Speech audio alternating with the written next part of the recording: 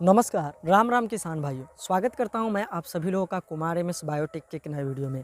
आज के हम इस वीडियो में बात करेंगे, यह जो हमारा अरहर है यानी कि तुअर भी काफ़ी जगह पे इसे कहा जाता है।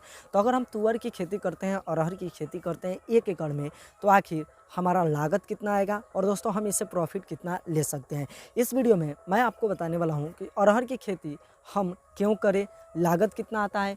उसके बाद दोस्तों अगर हम बात करें तो उत्पादन हम कितना ले सकते हैं, समय कितना लगता है, कब इसकी खेती करने का दोस्तों समय है। उसके बाद दोस्तों कितना हमें इससे आमदनी होगा और दोस्तों इसके अंदर कौन कौन सा रोग लगता है। तो चलिए दोस्तों इस वीडियो को हम यहीं से कर लेते हैं स्टार्ट। और दोस्तों सबसे पहले मैं आपको बता दूं, यहाँ पर अरहर जो हमारा है वह आधा एकड़ में लगा हुआ है। और दोस्तों इसका दोस्तों अब हाइट भी देख सकते हैं, मेरे से काफ़ी बड़ा हो चुका है। यहाँ पर दोस्तों सभी पौधा मेरे पीछे है, वो पौधा तो और ज़्यादा इसका हाइट हो चुका है। थोड़ा नीचे दिखाइए, मुझे फोकस कीजिए। तो यहाँ पर दोस्तों हम सबसे पहले बात कर लेते हैं कि आखिर हमें अरहर की खेती क्यों करना चाहिए। तो देखिए कि दोस्तों अरहर अगर ऐसा आपका ज़मीन है, जैसे कि हमारे यहाँ धान की खेती होता है, तो कुछ ऐसा ज़मीन होता है जहाँ पे दोस्तों पानी नहीं रुकता है, तो उस समय वहाँ पर तो हम धान की खेती नहीं कर सकते हैं और सब्जी भी हम नहीं लगा सकते हैं। तो उस समय अगर हम अरहर लगा देते हैं तो दोस्तों इससे हमें काफ़ी ज़्यादा प्रॉफिट हो जाता है। कम मेहनत में ज़्यादा अगर प्रॉफिट आपको चाहिए तो अरहर की खेती आप कर सकते हैं।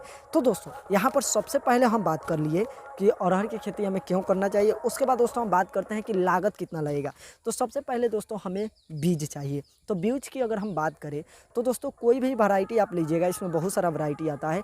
तो दोस्तों कोई भी अगर आप वैरायटी लेते हैं ना तो 200 रुपये केजी आपको मिलता है। 1 एकड़ में अगर आप लगाना चाहते हैं, हमारे यहाँ 1 एकड़ 11 कट्ठा कुछ दूर होता है, तो 1 एकड़ में हमारा यहाँ 10 केजी बीज लगता है, कहीं कहीं पे 8 केजी में भी हो जाता है। तो ये आपके क्षेत्र के ऊपर निर्भर करता है। तो दोस्तों अगर हम बात कर ले अपने यहाँ की, तो 1 एकड़ में हमारा 10 केजी बीज लगता है, तो 2000 रुपये हमारा यह हो गया। उसके बाद दोस्तों बीज का उपचार भी करना पड़ेगा, फंगिसाइड मिला के बीज का उपचार जरूर से आप कर लीजिएगा। बीज लेने के लिए जाएगा तो वहीं पे आपको बता देंगे कि किस तरीके से आप बीज का उपचार कर सकते हैं, तो उसमें भी आपको 150 रुपया लग जाएगा। उसके बाद दोस्तों खेत की तैयारी करना पड़ेगा, जैसे कि जोतवाना पड़ेगा, वहाँ पर रोटर चाहिए, कल्टीवेटर चलवाना पड़ेगा, तो उसमें दोस्तों आपको 4000 रुपये खर्च हो जाएगा अगर दोस्तों 1 एकड़ की बात करें। उसके बाद दोस्तों इसमें आपको ऐसे दवा भी डालना पड़ेगा जिससे कि खरपतवार ना हो। तो खरपतवार नाशक दवाई की बात करें तो 700 रुपये आपका लग जाएगा। गोबर खाद की बात करें, क्योंकि गोबर ज़रूरी है, गोबर आपको डालना ही पड़ेगा अगर अरहर की आप खेती कर रहे हैं, तभी दोस्तों अच्छा उत्पादन आप ले पाइएगा। तो दोस्तों उसमें भी आपको 4000 रुपया लगेगा। उसके बाद दोस्तों रासायनिक खाद आपको चाहिए, तो दोस्तों उसमें आपका 2000 लगेगा। उसके बाद दोस्तों कीटनाशक दवा चाहिए, तो उसमें भी आपको 1200 रुपया लगेगा।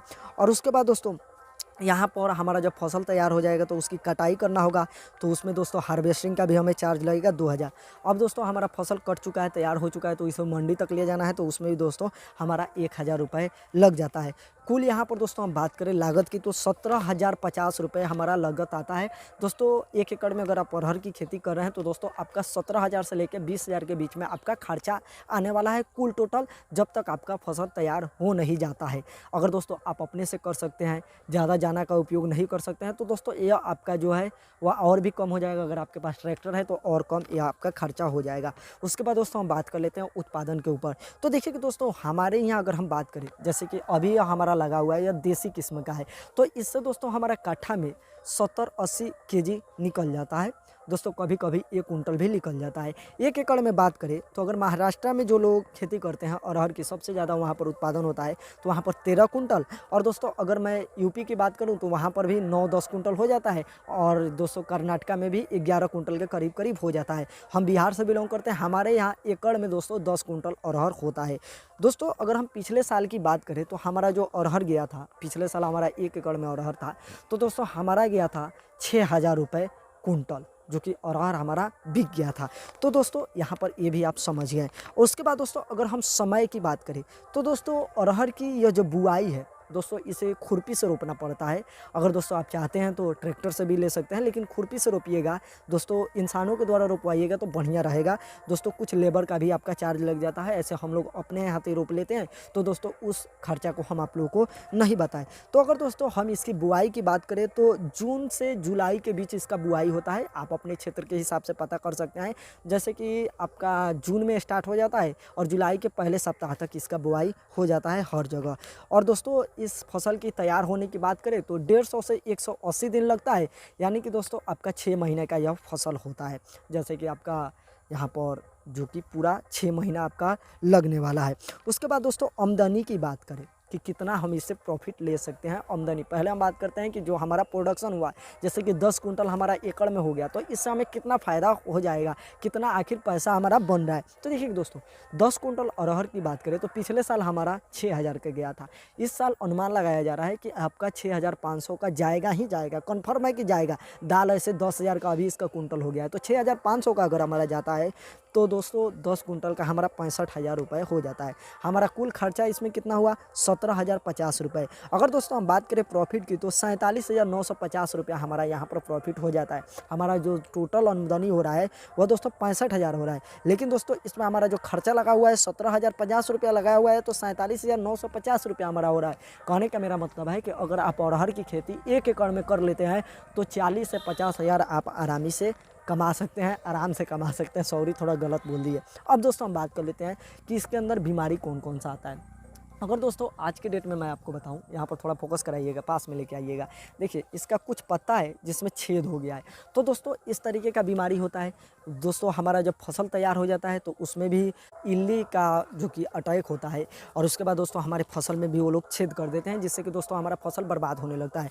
तो उससे पहले ही दोस्तों इसमें फूल आ जाए, बतिया पकड़ने लगे, यानी कि जो हमारा पौधा है उससे हमारा प्रोडक्शन के लिए थोड़ा थोड़ा छोटा छोटा हमारा यहाँ पर तैयार हो जाए, तो उस समय आपको इमामेक्टिन बेंजोएट 5% SG 8 से 10 ग्राम दोस्तों 15 लीटर का जो टंकी आता है उसके अंदर मिला के आपको स्प्रे करना है। और दोस्तों 1 एकड़ में आपका जितना भी लग जाए टंकी, उसके हिसाब से ज़्यादा हार्ड मत लगाइएगा। अगर दोस्तों थोड़ा बहुत प्रभाव है तब देखिए कि दोस्तों अगर प्रभाव नहीं भी होगा तो इस दवा का ज़रूर से आप स्प्रे कर दीजिएगा।